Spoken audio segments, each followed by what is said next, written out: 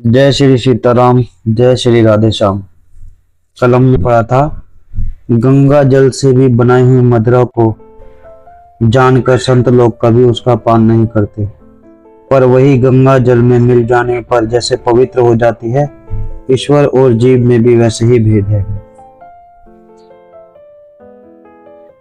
शिव जी सहज ही समर्थ हैं, क्योंकि वे भगवान हैं। इसलिए इस विवाह में सब प्रकार का कल्याण हो, परंतु महादेव जी की आराधना बड़ी कठिन है। फिर भी कलेश तप करने से वे बहुत जल्दी संतुष्ट हो जाते हैं। यदि तुम्हारी कन्या तप करे तो त्रिपुरारी महादेव जी होनहार को मिटा सकते हैं। यद्यपि संसार में वर अनेक हैं, पर इसके लिए शिवजी को छोड़कर दूसरा कोई वर नहीं है। शिवजी वर देने वाले हैं, शरणागत के दुखों का नाश करने वाले, कृपा के समुद्र और सेवकों के मन को प्रसन्न करने वाले हैं। शिवजी की आराधना किए बिना करोड़ों योग और जप तप करने पर भी वांछित फल नहीं मिलता।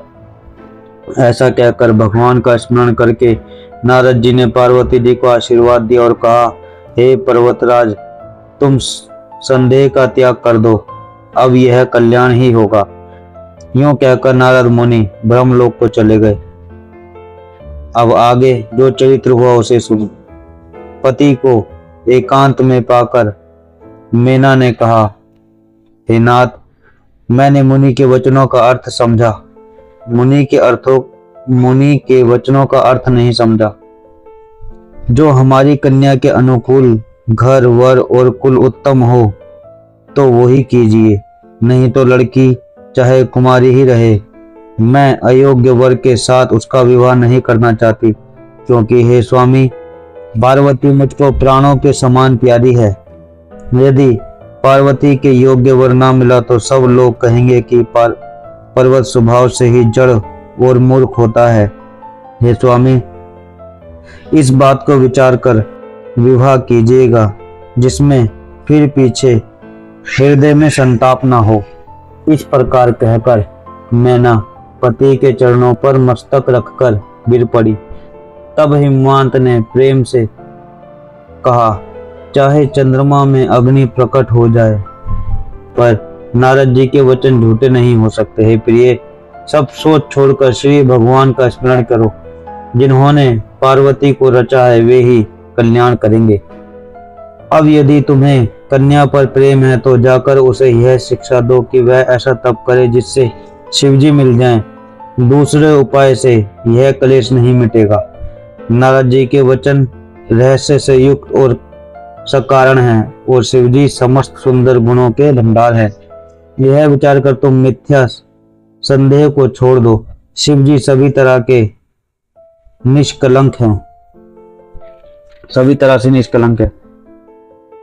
पार्वती जी की माता जी यहाँ पे मान नहीं रही कि उनकी शादी शिवजी से कराने का मेरा बिल्कुल भी मन नहीं है, कि वो योग्य वर नहीं है, क्योंकि मैं इनको अपने प्राणों से भी ज्यादा प्यारी है।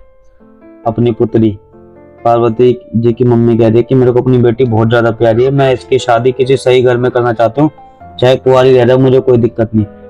मगर जो पार्वती जी के पिताजी हिमवंत जी वो समझा रहे हैं कि शिवजी से शादी करने में कोई अमंगल नहीं है, वो पूरी दुनिया के भगवान है, वो सब मंगल ही होगा। अब ऐसा कुछ सोचो, ये सब छोड़ दो बातें करना, ऐसा कुछ सोचो कि जिससे बेटी जल्दी से तप करे और ज्यादा से ज्यादा तप करे और शिवजी को अपने पति के रूप में पाले। तो यहाँ पे ये चर्चा चल रही माता पिता की।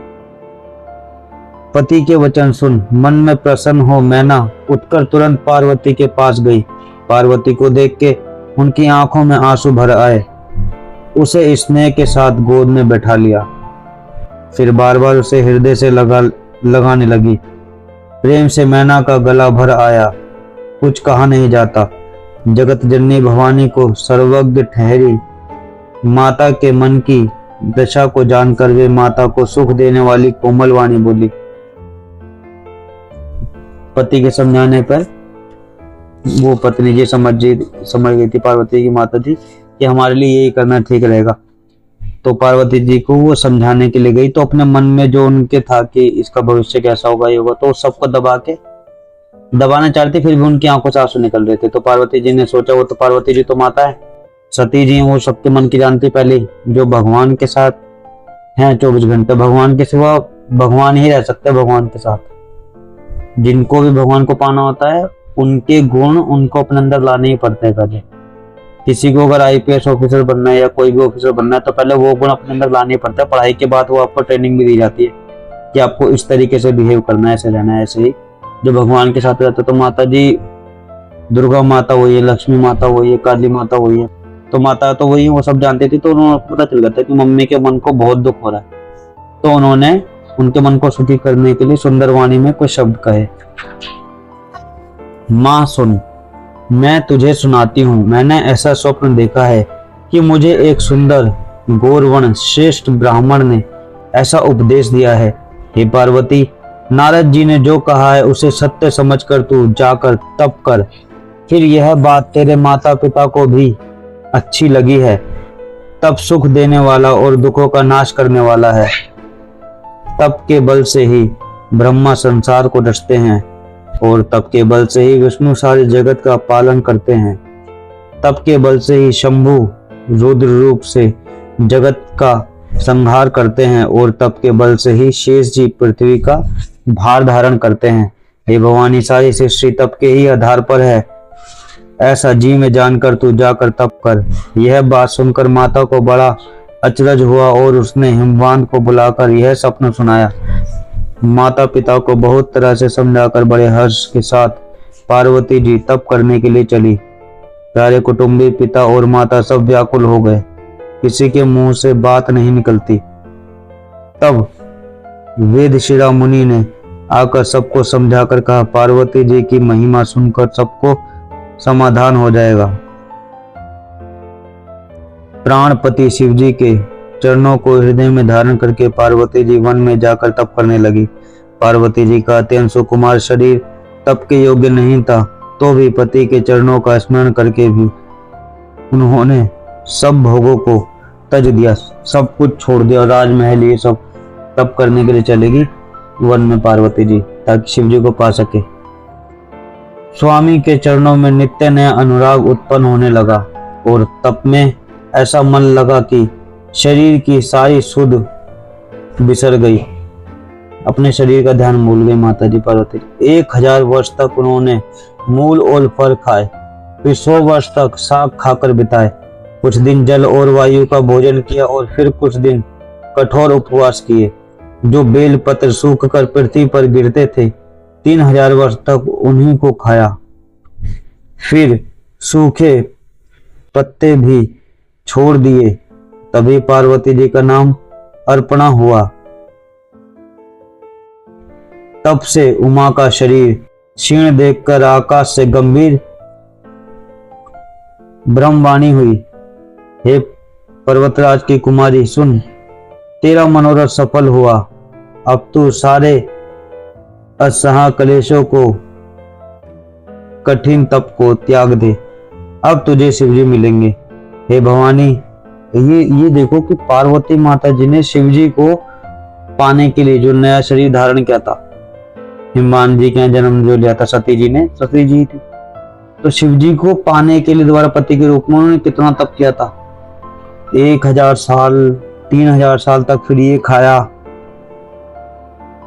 मतलब हजारों साल 5-10 हजार साल तक तप किया, तब पार्वती जी को शिवजी मिले, जो कि पहले से उनकी पत्नी है, पहले से उनकी अर्धांगिनी है।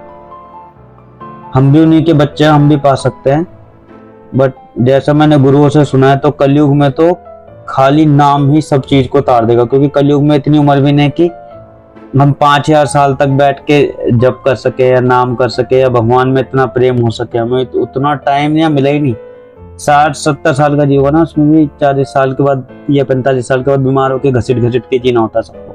तो तब तो ये रहता है कि दवाई खा लूँ, वो खा लूँ, यहाँ दर्द हो रहा वहां दर्द हो रहा, उतना प्रेम हो नहीं पाता, क्योंकि खुद को स्टार्टिंग से ट्रेनिंग देनी होती।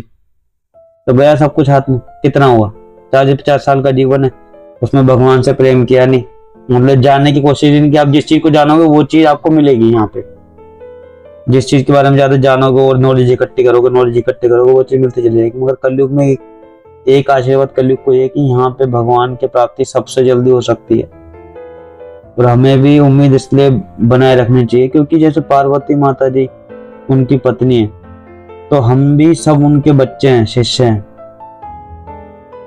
क्योंकि अगर पीछे जाते रहेंगे बैक में कि मेरे पिता, उनके पिता, उनके पिता, उनके पिता, दादा परदादा, हजारों पीढ़ियां, फिर पहुंचे हुए मिलेंगे भगवान तक। एक से ही निकले हैं सब, बाद में एक में मिल जाएंगे, तो बीच में चलता रह रहा है।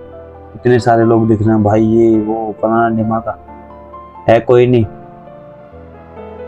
सब अकेले आए थे, अकेले मरेंगे, तो जो अकेले हैं उनमें जाके मिलेंगे। लास्ट में होना यही है, मैंने गुरुओं से सुना है और इस बात में मेरे को पूरा भरोसा भी है। मैं थोड़ा जान पाया भगवान की कृपा से।